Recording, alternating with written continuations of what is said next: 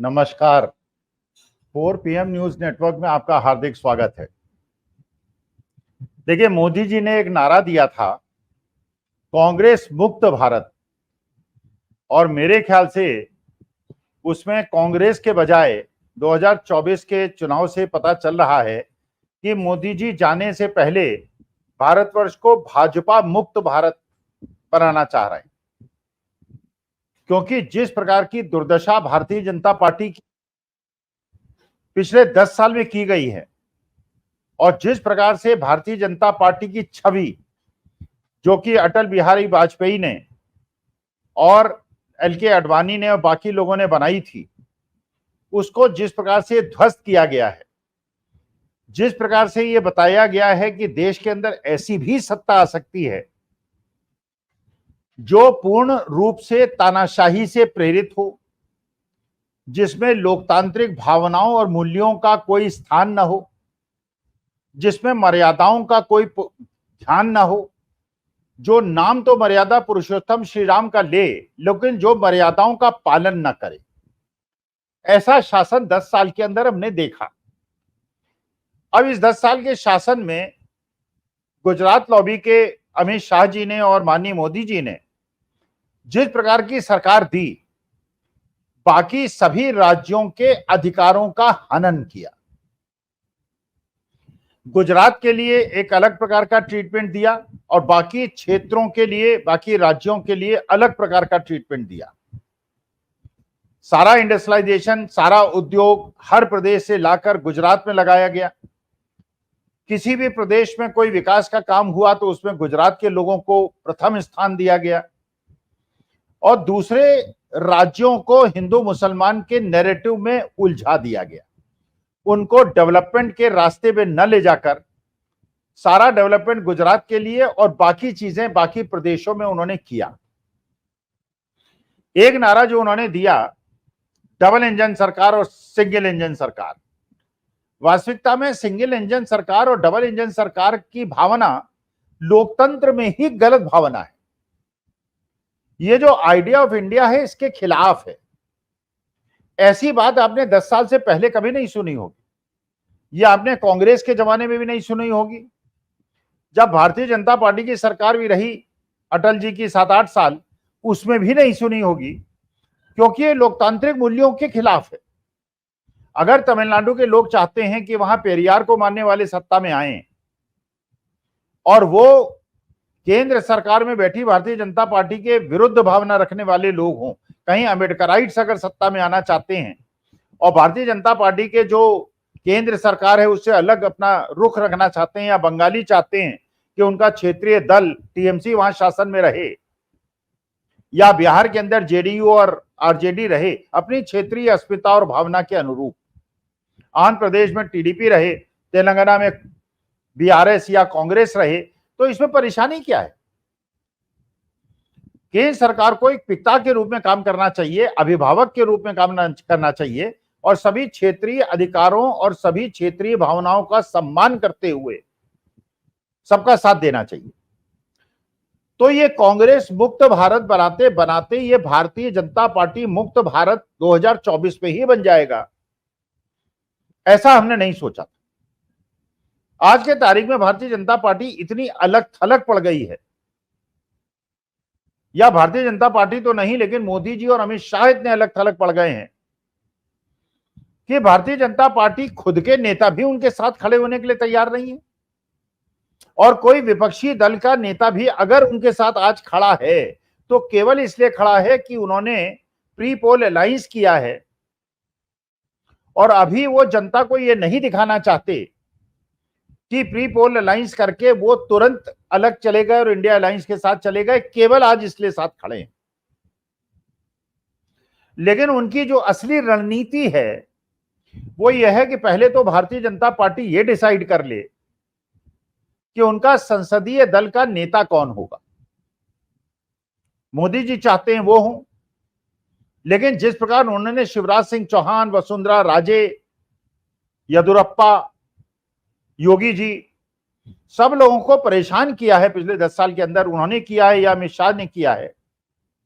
ये लोग भी आज ये चाहते हैं कि भारतीय जनता पार्टी में जो ये गुजरात लॉबी का वर्चस्व है ये खत्म हो। तो भारतीय जनता पार्टी अंतर द्वंद्व में फंसी हुई है, अपने अंदर एक लड़ाई में फंसी हुई है, और इसकी पुष्टि उस बात से होती है जब भारतीय जनता पार्टी के एक अध्यक्ष इसलिए कहा, वो कैसे अध्यक्ष है आप जानते हैं, वो ऐसे अध्यक्ष हैं कि जब वो माननीय मोदी जी के साथ चलने का प्रयास करते हैं तो अमित शाह उन्हें घसीट के पीछे कर देते हैं। जबकि परंपरा क्या है, एक बार राजनाथ सिंह भारतीय जनता पार्टी के राष्ट्रीय अध्यक्ष थे और एक मंच पे वो जा रहे थे, अटल जी बैठे हुए थे, अटल जी खड़े होने लगे। राजनाथ सिंह जी ने पूछा, महाराज आप क्यों खड़े हो रहे हैं, बैठे रहें। तो उन्होंने कहा नहीं, आप राष्ट्रीय अध्यक्ष हैं, आप मेरे अध्यक्ष हैं, तो मेरा मर्यादा ये कहती है कि मैं खड़ा हूं क्योंकि आप अध्यक्ष हैं। ये एक मर्यादा थी और आज एक मर्यादा है। लेकिन नड्डा जी से कहलाया गया कि अब हमें आरएसएस की आवश्यकता नहीं, हमें आरएसएस की आवश्यकता तब थी जब अटल जी का समय था और अटल जी का एक प्रकार से अपमान किया गया, जबकि भारतीय जनता पार्टी को हिष्ट पुष्ट करने में सबसे ज्यादा योगदान अगर किसी का रहा तो अटल जी का और अडवाणी जी का रहा। एक प्रकार से अटल जी का अपमान हुआ और यह कहा गया कि अब हम इतने सशक्त हो गए हैं कि हमें आरएसएस की जरूरत नहीं। जबकि कोई भी सामान्य जानकारी के ज्ञानी व्यक्ति ये जानता है कि भारतीय जनता पार्टी को इस मुकाम तक पहुंचाने में जितना ज्यादा योगदान आरएसएस का रहा है, अटल जी का रहा है, अडवाणी जी का रहा है, उतना तो किसी का नहीं रहा। लेकिन जो अटल जी के मूल्य थे, जो अडवाणी जी के मूल्य थे, उनका हनन करते हुए जो एक गुजरात लॉबी ने अपने अलग सिद्धांत प्रतिपादित किए, जिसमें अपने राजनीतिक प्रतिद्वंदियों को प्रतिद्वंदी न समझते हुए दुश्मन समझा गया, और गृह मंत्रालय अपने पास होने के कारण ईडी, सीबीआई, इनकम टैक्स और सारी चीजों पे कंट्रोल किया गया और विपक्षी दलों को केवल 3 विकल्प दिए गए, या तो हमारे साथ आ जाओ, या जेल जाओ, या तुम्हारा कोई भविष्य नहीं। कुछ लोग जेल गए, जेल में रहे, यातना सही, नहीं टूटे, इंडिया अलायंस में बने रहे, जिसमें अनिल देशमुख भी हैं, संजय राउत भी हैं, आम आदमी पार्टी के नेता भी हैं। कुछ लोग टूट गए, अशोक चौहान हैं, जितिन प्रसाद हैं, छगन भुजबल हैं, प्रफुल्ल पटेल हैं, शुभेंदु अधिकारी हैं, हेमंत विश्व शर्मा हैं, टूट गए, भारतीय जनता पार्टी में चले गए। लेकिन आज भी वो अपनी गलती महसूस कर रहे होंगे कि भारतीय जनता पार्टी ने जिन नीतियों का प्रतिपादन किया, जिन सिद्धांतों को आगे बढ़ाया, उससे भारतीय लोकतंत्र में एक ऐसी नई परंपरा चालू करने की कोशिश की जो 75 साल में नहीं। जहां कंगना रनौत, जो अब मेंबर ऑफ पार्लियामेंट भी बन गई हैं, उन्होंने कहा कि देश को आजादी तो 2014 के बाद मिली। कई ऐसे प्रवक्ता आए जो टेलीविजन डिबेट्स में उन्होंने कहा कि ये जो आजादी गांधी जी ने दिलाई थी ये तो 100 साल की लीज पे थी और असली आजादी तो अब मिलेगी। वो अंबेडकर ने और गांधी ने जो किया था वो कोई आजादी नहीं थी। ऐसे ऐसे महान व्यक्ति हैं। हमने देखा कि जो पूरे 10 साल के अंदर हरे रंग को ऐसा बता दिया गया जैसे हरा रंग तो मुसलमानों का रंग है और भगवा जो है वो भारतीय जनता पार्टी का रंग है, जबकि रंग तो सबके हैं। अगर हरा रंग ना हो तो खाने के लिए सब्जी ना मिले। लेकिन जब माननीय मोदी जी को पिछले 3 दिन के अंदर आप देखिए तो उन्होंने पूरे दिन हरे ही रंग की जैकेट पहनी हुई है। तो क्या मैसेज देना चाहते हैं मोदी जी? क्या भगवे से उनका मोह छूट गया है, अब वो हरे की तरफ बढ़ चले? हमारे हिसाब से, मेरे हिसाब से हरा, भगवा, नीला, पीला, काला, इसका कोई लेना देना नहीं है। सब रंग प्रकृति के रंग हैं और सब स्वीकार्य हैं, और किसी धर्म से किसी रंग को जोड़ना मूर्खता है। अच्छा, मोदी जी ने पूरे दिन अपनी ये जैकेट बदली भी नहीं, जबकि उनके लिए प्रचलित है पिछले 10 साल के अंदर वो दिन में 5 बार ड्रेस बदलते हैं। इस बार ड्रेस नहीं बदली। अच्छा, एक और कोइंसिडेंस है, जब एलके अडवाणी साहब से मोदी जी मिलने गए थे, जब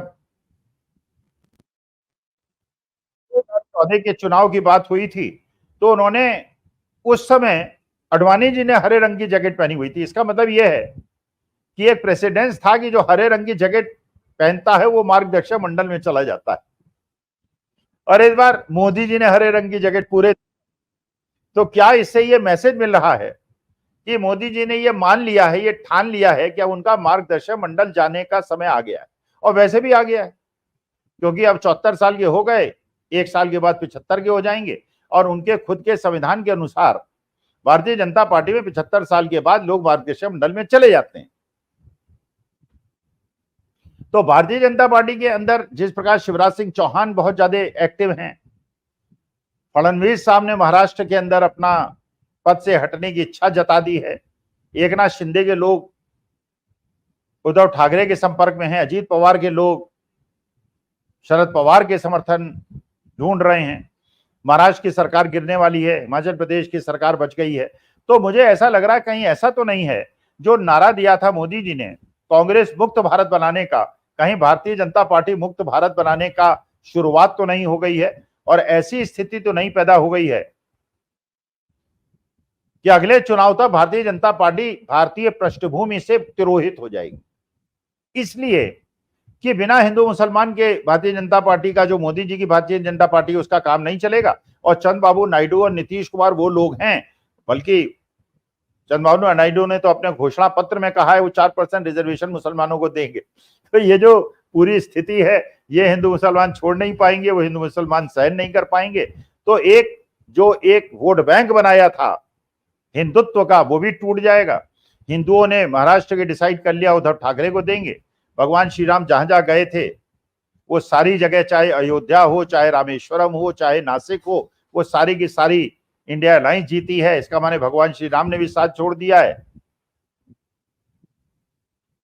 तो इसलिए जो एक स्टार्ट किया था कांग्रेस मुक्त भारत का नारा, वो आज मुझे लग रहा है एक भाजपा मुक्त भारत की ओर बढ़ चला है। और अगले चुनाव तक अगर मोदी जी का और अमित शाह का रिप्लेसमेंट बीजेपी नहीं ढूंढती है तो बीजेपी इतिहास के पन्नों में खो जाएगी, खत्म हो जाएगी, और इसका कोई भविष्य नहीं होगा। फिर लोग कहेंगे कि हमारे जमाने में एक पार्टी होती थी जिसको भारतीय जनता पार्टी कहते थे। नमस्कार, प्रणाम और धन्यवाद।